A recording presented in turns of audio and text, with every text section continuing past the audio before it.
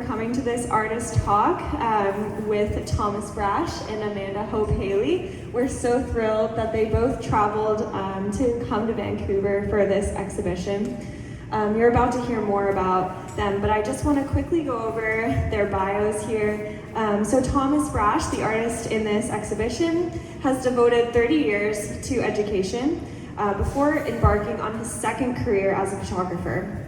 Completely self-taught in his discipline, he's able to showcase his perceptions of beauty, turning the real into the surreal.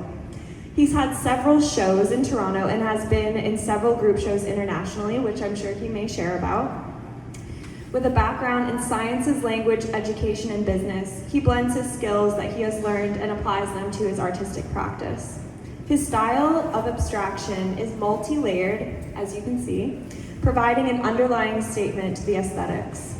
His representational work highlights his discovery from the ancient to the modern during his journeys. And we're really looking forward to hearing from Thomas today about this show. And our other lovely guest, Amanda Hope Haley, is here as of last night, 2 nights ago?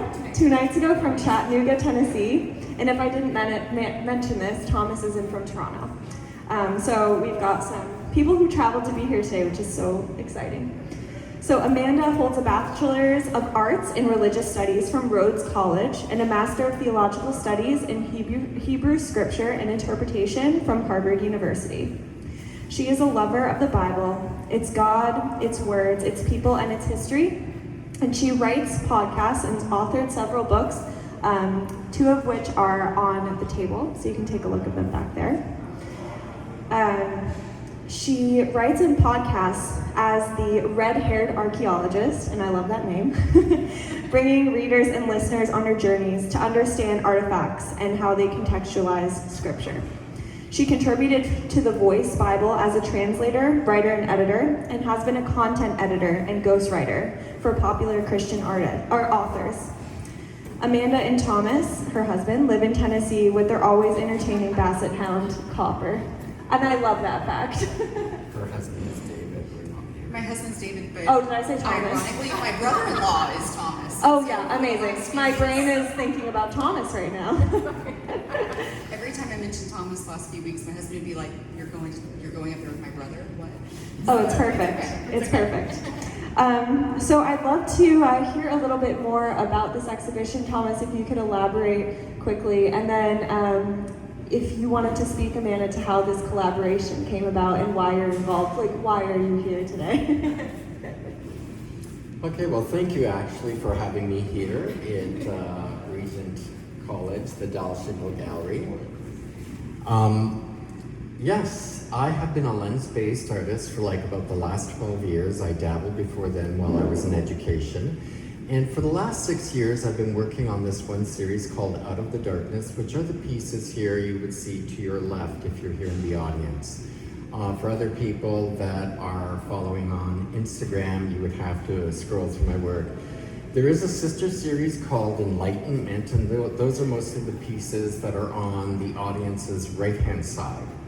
But I'll start first with Out of the Darkness because I think it has a very important message. I started originally after an event. We were traveling in Barcelona, and I fell in love with the city and the architecture. When we returned home, 4 days later, there was the terrorist attack on the Ramblas, and several of the victims were tourists. And I thought, that could have been us. And then my thoughts expanded, and I thought we'd traveled to a lot of cities, and quite possibly can happen to anybody at any time. And so the seed of an idea had begun, and I started experimenting with my process.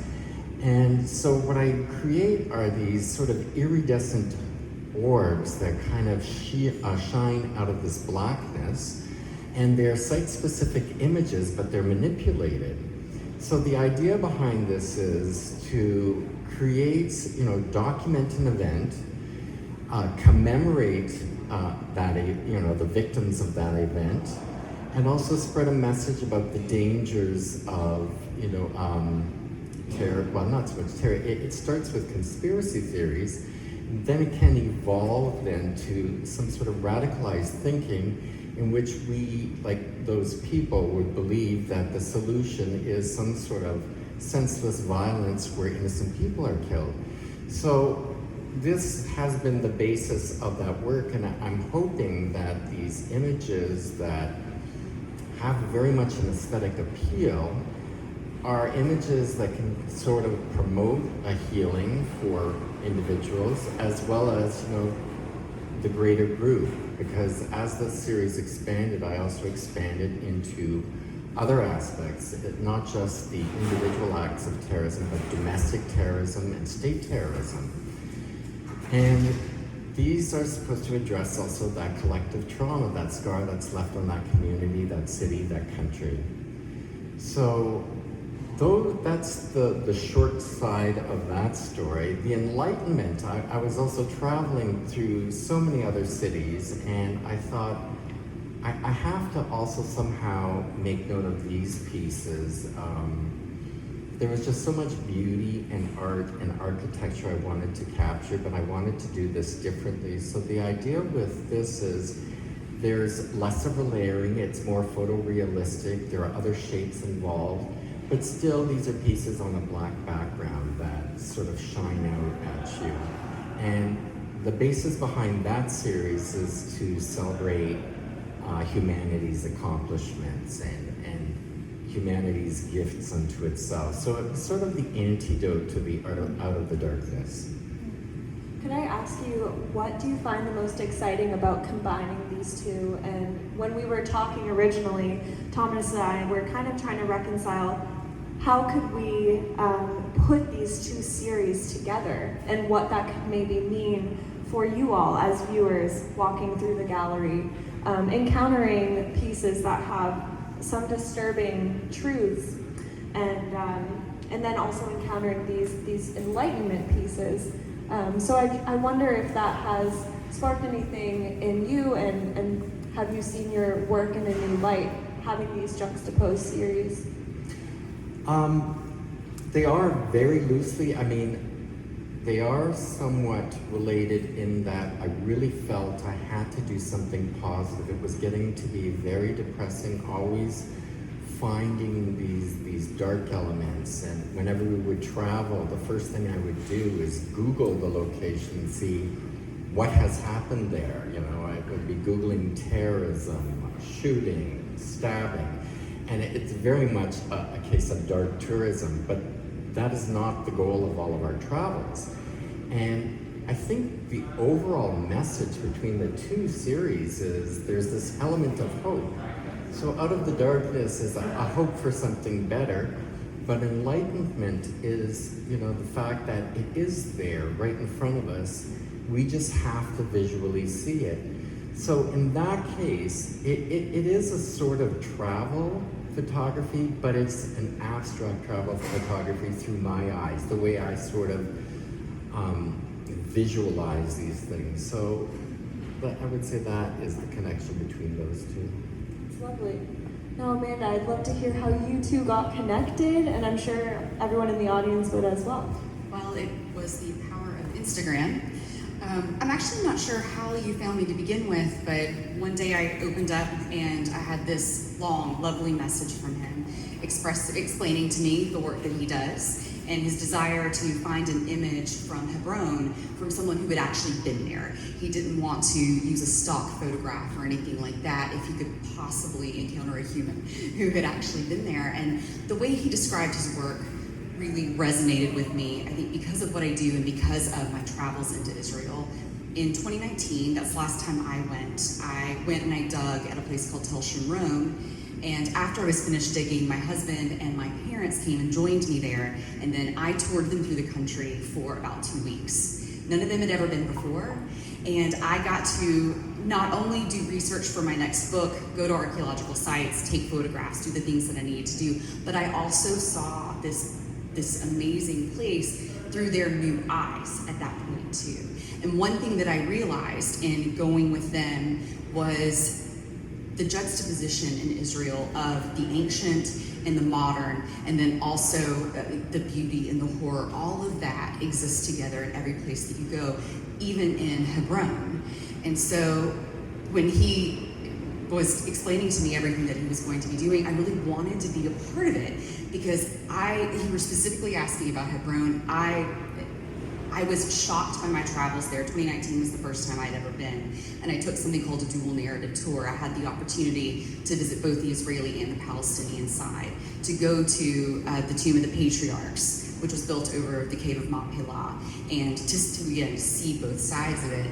And so it was something I wanted to potentially collaborate on, but I responded quickly, my enthusiasm, but also said, I'm an author. I'm taking pictures for a book that are going to be printed in very small format, and I doubt I have what you need, but I sent you, I don't know how many photographs. I just sent him all the raw files. The whole trip. She sent me the whole trip. No, I didn't send you 3,000. No. Oh, but the whole trip to everything from Hebron. Yes. Yeah. And I was like, I don't want to edit for you. I don't know what you're looking for, but if there's anything here, yes, you can have it. And so he picked a picture of the minbar. And when you go to the Tomb of the Patriarchs on the Muslim side, on the mosque side, there is this beautiful piece of architecture, of furniture. It's where the men go up on Fridays and they give their messages every week. That's the piece that he picked. And I gave it to him, and I think taught you a little bit about it. Exactly. Yeah, yes. it was. Well, and if I could elaborate and give the big picture and how I found Amanda. So I also had this trip through Israel. It was pretty amazing, and naturally there was the dark tourism element, and I started Googling events. But I had also just recently read this one book as well, called The Wrong Kind of Jew by Hen Mazik. And it told more of a complete story about Israel and its need to exist. But so that's what inspired the first piece. He was telling the story of when his grandmother was expelled amongst all the other Jews back in 1941, and there was also some deaths then. So this was June 1st and 2nd, 1941. It's called the Farhud. And this is just shortly after the formation of the State of Israel, and all of the Middle Eastern, Northern, African Jews were expelled and basically pushed into the borders of Israel. So for him, there is nowhere else to go. So I had that story, and obviously I couldn't get to Baghdad. That just was not on the itinerary, but I had been in the Israel Museum in Jerusalem, and I saw this beautiful dress in a case. It was an Iraqi Jewish wedding dress, and I've used fabrics before in my work, so I knew this would work. So it comes out to this beautiful lace work, and it's the centerpiece there between the three. So those three pieces are the Israel Tryptich. Naturally, there's the Tel Aviv piece, which is to the left, and that is the fountain at the Dizengoff Square. And that's when I discovered, through my numerous Googlings again, that actually represents two events. There were two different bombings in that square. I mean, you could go anywhere in Israel and there will always have been an event. But I wanted to complete the trilogy with a complete story. So I mean, I wanted to get the Palestinian side as well. And again, I had Googled, once again, and I came across the Hebron massacre. Little did I know, there's more than one, but this is the one I was talking about. It's the 1994 one, where people who were worshiping in a mosque were gunned down by radicalized right-wing American Israeli. So how do I get this picture? I had always thought I would be doing this collaboration so naturally. I mean, I couldn't just Google it this time, although that might have worked. I just used the hashtags in Instagram, and I started looking for people's pictures of that location. And there were a few people I reached out to, but Amanda was the only one that actually responded. And then when she sent the pictures, you know, with her disclaimer, she didn't think it would work. But the way my technique works, it doesn't matter so much the size of the original image. And a lot of our digital phones take pictures of a reasonable size. And the way I create my pieces, I take a rectangular image, I flip it front to back several times, I wrap it into a circle. Sometimes I'll also flip it onto the inside of the circle. I'll take a copy of that circle, I might manipulate it again a bit or rotate it, and then I blend it. And I might do that a few times. So if you were to look at that image, you would never think that that just came out of, it was originally an iPhone, right? Yeah. That image, you know, and it was just an ordinary, I don't think larger than 8.5 by 11. But you can see the incredible details. And if you look at the different exhibition catalogs, you will see the source images, and that will give you some context to it. But then that's how I made this tenuous connection with Amanda, and then it went from there. And actually, I'm going to have her talk about what she thought on her side, and maybe talk a bit about the 1994 event, and then what's the other one again? The 1929. Okay. Yeah. So I'll pass that on to you now. So you mentioned what happened in 1994. It was shortly after the end of the Second Intifada. And at that time in Hebron, most of the building was still a mosque. I'll start with 1929, actually. It'll be easier to go forward in history. Prior to 1929, this was after World War II. The British came in and they formed British mandated Palestine, and they made all sorts of rules there. Well, at that time in Hebron, Jews and Muslims were really living next to each other in harmony. Well, in 1929, the Grand Mufti in Jerusalem went and he spoke to everyone and told his listeners that the Jews were going into Jerusalem and they were going to try to take over Al-Aqsa Mosque. And he encouraged everyone to come to Jerusalem, to come to that area, and to stop them doing so. This wasn't 100% accurate, but what happened was the Muslim men came in, about 800 of them did, and then the British military turned them away. And the British military sort of unwittingly played into his hands. The Muslim men then turned around, they went back to their city, specifically to Hebron. Hebron is only 18 miles south of Jerusalem, so it was the closest major city. They went there, and for 2 days, they went literally door to door, taking their Jewish neighbors out and killing them. All of the people that they killed, they lumped up their bodies, they burned all but 10 of the bodies, which is, of course, particularly offensive to the Jewish community.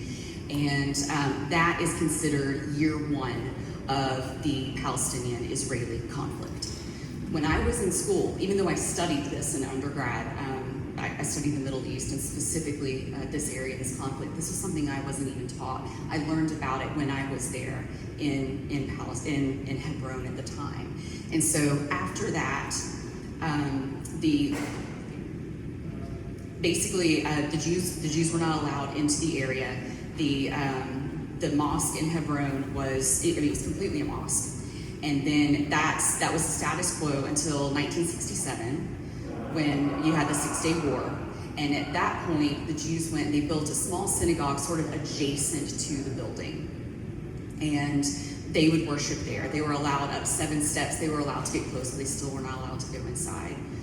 Well, in 1994, there was the Second Intifada that ended in 1994. This doctor, he was an army doctor, he came in and he committed this atrocity. Well, once he murdered 23 people, there were well over 100 who were hurt. Then the Muslims who were worshiping there, they turned on him, they killed him, and this kicked off about 2 days of complete violence in Hebron. The Israeli government came in, they shut everything down, they put everyone under a 24-hour curfew for an entire week. No one could leave their homes, they shut down the religious center, that was it. But when they opened it back up at the end of that week, there was basically a line drawn down the center of the building. And for the first time, there was a synagogue there again. So now today, when you go, 60% of the building is a mosque, 40% of it is a synagogue.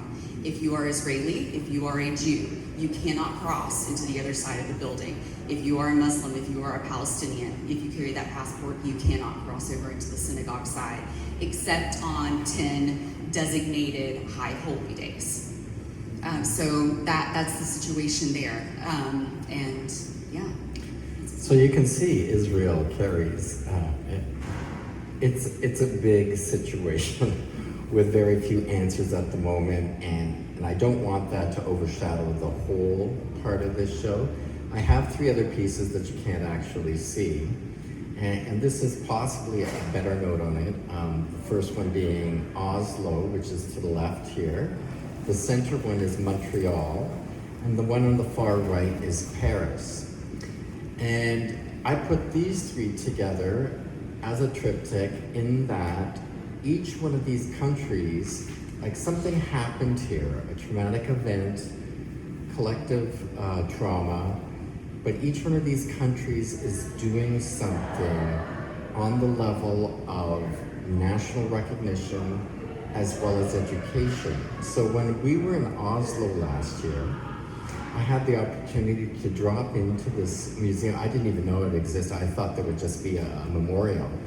And it was more than a museum. It explained everything, but I found it was also very child-friendly, and people were bringing in even their babies. And their purpose was to make this a non-triggering environment in which children were invited, and it was also an education center. They wanted to teach the dangers of conspiracy theories and radicalization. And it's a big thing. 77 people died that day. And of course, you know, when that was going on, a lot of people thought it was foreign terrorism. Like, no, it was another Norwegian that had been radicalized and had just gone off the deep end, thinking once again, senseless violence is a solution. The middle piece, Montreal, many people might remember, might not, back in 1989, the Montreal massacre in which 14 women were killed for being women. The gunman there felt that these women were taking his place in the engineering school. He had been declined admission, and so he went into a classroom, he separated the men from the women, and then he started to systematically shoot the women. Montreal, the École Polytechnique, they are still very strong and vocal on Twitter with, gun control. It's Paulé se souvient. There's also the White Ribbon Campaign, which I think is recognized nationally. They also have different scholarships as well. So there's a very strong presence, more so in Montreal, but it is something, we have had other shootings in Canada, but that one was just very emblematic. And that becomes the marking point of all of our debates about gun control here. The far right one, Paris, I realized it hasn't happened yet, but in 2 years' time, they are going to have a special museum dedicated to the effects of terrorism, not only for Paris, but they also have the attack in Nice, and there are several others. So this is also going to be a commemorative educational piece. So this is what I'm hoping my work can do. There is the one level of just pure aesthetics that's meditative, reminiscent of mandalas, which are, places where people, you would look at a mandala, you meditate, you might heal internally. It's also commemorative, but it's also a way of opening up a discussion without using triggering images. We've all seen the images of violence. We either flip through them quickly or we ignore them. We've seen too many, we've become inundated. This is my attempt, first of all, to not trigger anybody, but also to open up that discussion. They are site-specific scenes, so for instance, the Montreal piece is a sculpture that's right in front of right inside the École Polytechnique. The Oslo is the cathedral, which is, that wasn't the location, but they had just had a commemorative ceremony. They have a memorial garden outside of iron roses. It was still very moving. We had just missed that ceremony by 5 days. So, and my piece in Paris, that is actually the ceiling of Sacré-Cœur.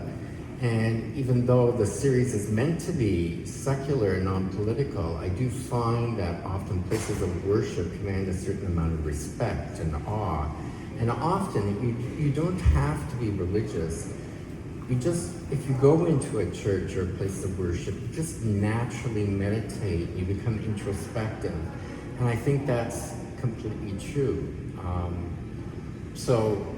I may not be very religious, but I certainly could respect the magnificence of this building and just finding that peace and tranquility there. So it is important. Just further to that, I have another book recommendation. Oh, I left it over there by that. I will be reading it shortly. It is Tamara Cherry's book, The Trauma Beat. And it's also, how do we report the news without causing more pain to the different victims and perpetuating this cycle of collective trauma? So this is what I'm trying to do with that series, basically. I would love to know why it was important for you, because obviously we were connected through someone in the audience, Michelle Huseman, and we're very thankful for that connection. But why the Dalshandell Gallery and Regent College? Why is it important for you to have this exhibition that carries such weight with it in this space at a theological school? And I know you have a Catholic background, so I don't know if you want to address that at all, or yeah. Sure, certainly. Well, there were several reasons for it, and some of the reasons came after the decision was made, actually. I'm not a practicing Catholic, but I think we can all agree that in most religions, the basic precepts are, love, peace, respect for your fellow, man or woman.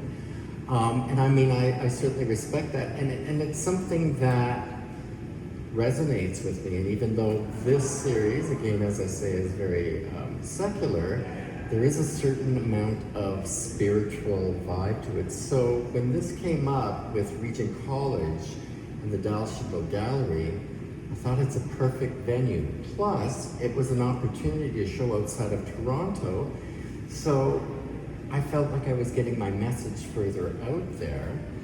And then when I actually saw and learned more about the gallery space, there's a lot of light in here. You may not notice there's a lot of backlighting in our video here, but there's incredible light. And I know it sounds like a pun, a horrible pun, but it literally illuminates the word. You can really see it pop. It just seems so appropriate. So I don't actually even mind that pieces get direct sunlight. It is archival ink. They will be fine for the month period, the period of the month. The other thing I did do, which was sort of a last minute thing, I thought, well, if there's that much light, there would be a lot of glare. So I have elected to remove all the glazing from the images. There is no glass or plexi. You are looking at the bare print. So that way, there's nothing between you and the print, and you can see all those details. I know it's taking a risk of actually exposing art, but I was willing to take that risk. I think it's important for people in general just to be able to access and experience art, because what else is there in life? When you're just having a bad day, don't we all want to look at a nice picture? Yes, I'd say we do. So Amanda, I'd love to hear a bit more about your current research. I know we touched lightly on the fact that you do archaeological digs, and you just had this one in 2019 in Israel. But your most recent book, it's The Red-Haired Archaeologist Digs. Is that what it's titled? Yes. Okay. Digs Israel. Yeah, Digs Israel. Amazing. So I would love to know, what are you working on currently? We obviously have some Masters in Theological Studies students that I see in the audience, and I'm sure they're also curious. Like, what is your current lens? Well, that is intended to be the first in a series, and so right now I'm actually working with my agent, and we are crafting what I think the next 4 books are going to look like. I think the next one is going to be Digs Egypt.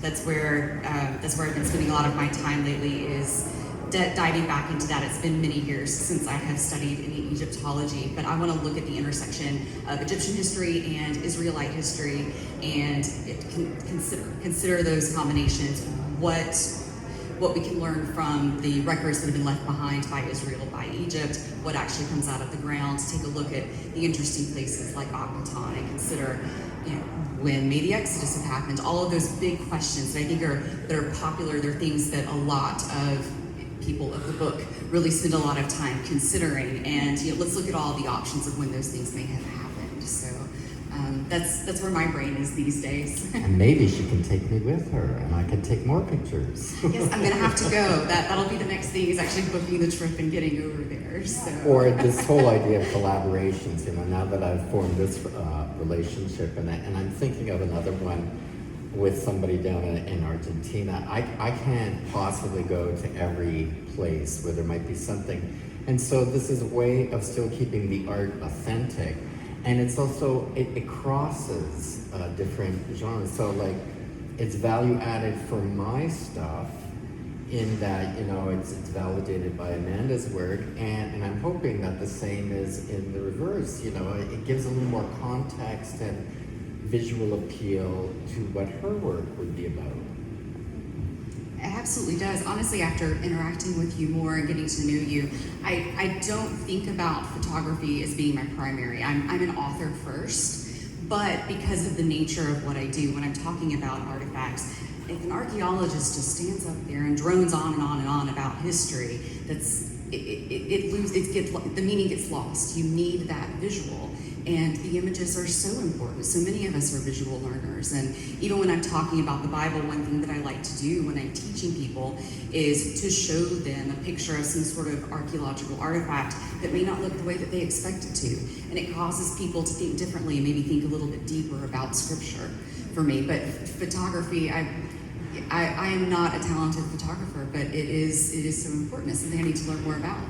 Well, and it worked out extremely well in this case, because I can't tell you how happy I was that I had that image and that I could work with it. It was just, I did reach out to 3 or 4 other people, and it's just the silence, it was just the silence. And then when I got this message from him, plus then you have to feel each other out to make sure, first of all, that it works and the other person is not, a little odd or something, or has some sort of hidden agenda, right? So those things are important, right? We each have our reputation, our professional reputation to maintain. So, that was great. So when Amanda said, well, what if I come up to the opening? I thought, okay. And then this developed with the talk, and we could incorporate this all. I thought this was excellent. It was very cross-disciplinary. It was entertaining. We could do something with this. So it worked out extremely well for both of us. And she made that long journey from Tennessee all the way up here, and then she's going back shortly tomorrow. We're all leaving actually tomorrow. But I really appreciate it. I'd like to thank you from the bottom of my heart that you've come. Thank you for having me. Oh, you're welcome. Before we wrap up here, I just want to open it up to anyone who has any questions for Thomas or Amanda. Obviously, they both have a wealth of knowledge and are very well traveled. So I'd love to know if any of you have a question or a comment or are particularly curious about certain things that you see in any of the art here. Any questions about the locations? Why these locations? I mean, most of these locations were just completely by chance. They were places that we went to. A few of my trips are actually planned, but not too many. Montreal was planned, obviously, but it's close to Toronto. Yeah, Julie. So which Santiago is the original Santiago? Oh, the event in Santiago? Which Santiago are Santiago, Chile. Yes. So that piece, you can't see it, but it looks like a magnificent blue marble. And we were going anyways to Santiago, Chile, and of course I was doing the Googling the dark tourism, and actually, other than another dictatorship that saw a lot of victims from that, and I still have yet to create that piece, I came across this one interesting story, and it was a little bit morbid as well. And this is the first time I've ever done a piece about the death of a single person. This was a very violent homophobic attack against this young man. I won't go into details because it was very triggering. And he did not die immediately. There was a hospital close by, and then he died a few days later. But it left the nation outraged, completely outraged. And the president at the time, I can't remember exactly the president's name, then suddenly brought in all of these human rights laws that protected several different types of citizens, but certainly for the LGBT community, but as well for others as well. And they were just there was some hesitancy to bring them in. There was some, stalling by certain organizations as well. It's, the church likes to be cautious sometimes, but at that point, it just became required, and it was a social conscious act from this president to do it. And that image is actually constructed, the source image of that are the windows of the courthouse, where there were four assailants. They were tried and convicted. And it's a magnificent courthouse. I didn't know what part of the building I would take for the picture. There was a lot of glass, there was some wood, there was some interesting architecture. But in the end, when I come home and I sort through all of my pictures, so on any given trip, if it's a 2-week trip, I easily have 5,000 pictures. I just settled on that one. I know there's certain things I can do with certain types of images. Originally, when I started this series, it was more touch and go. But I knew that glass and reflections, blues work well. I put a little bit of a curve into it. And when it happened, it was just like, that's it. The process can sometimes take as little as 3 hours, or it can take 3 to 6 hours, or it can take 3 to 6 hours over several days. This was definitely something that happened in 3 hours. And it just, when I see it on the screen, I go, okay, I know that's the one. It's amazing.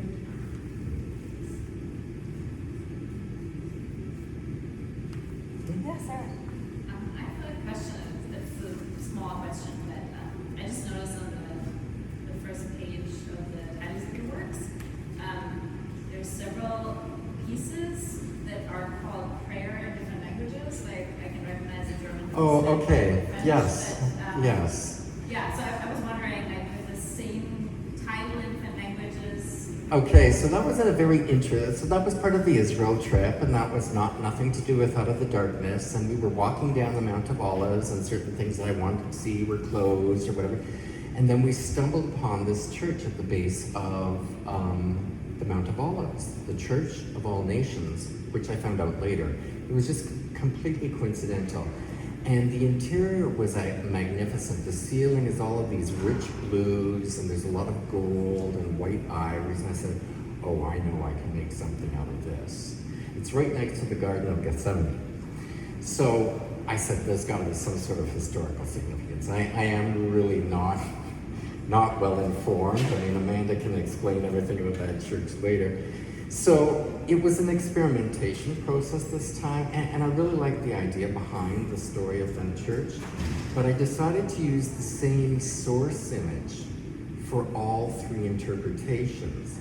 So if you were to look in that one of the programs, it's the same pillar that flutes up, but I've created 3 very different pieces, but I decided to give it the name of prayer, and because I study languages as well, I put in, for instance, the first piece that I really was special to me, I put in the German word for prayer, Gebet.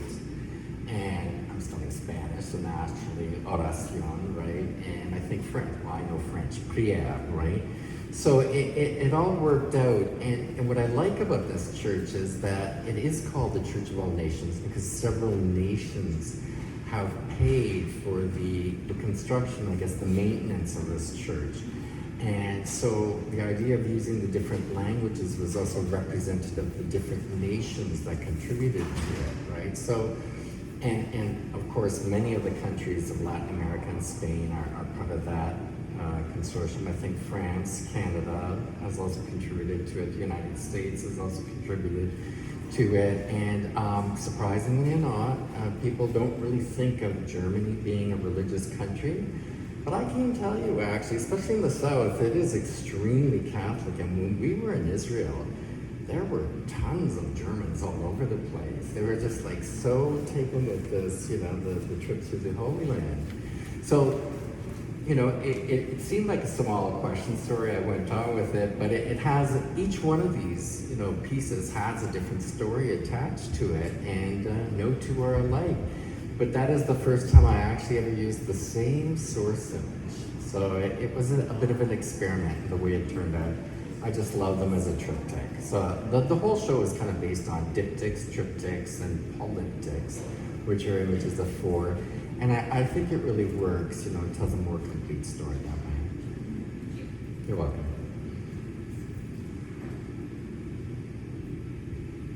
Well, if there aren't any more questions from the audience, Thomas and Amanda are going to hang out for a little bit if you want to just talk to them individually.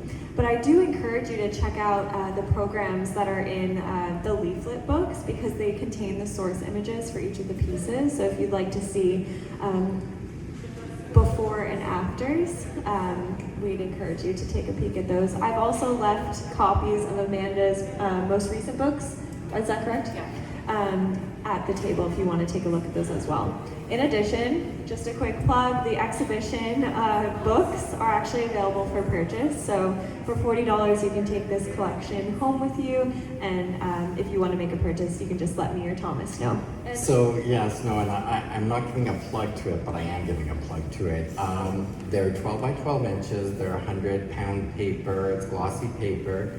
They have the full page of the resulting image, but plus I've included the source image, some other context images, and a little bit of the story behind each piece in a way that is, again, you know, if it's out of the darkness, it's not triggering, and it does show like all of the pieces that are in the show are in that book. I do believe there's also a little bit of text. I do believe it's 48 pages.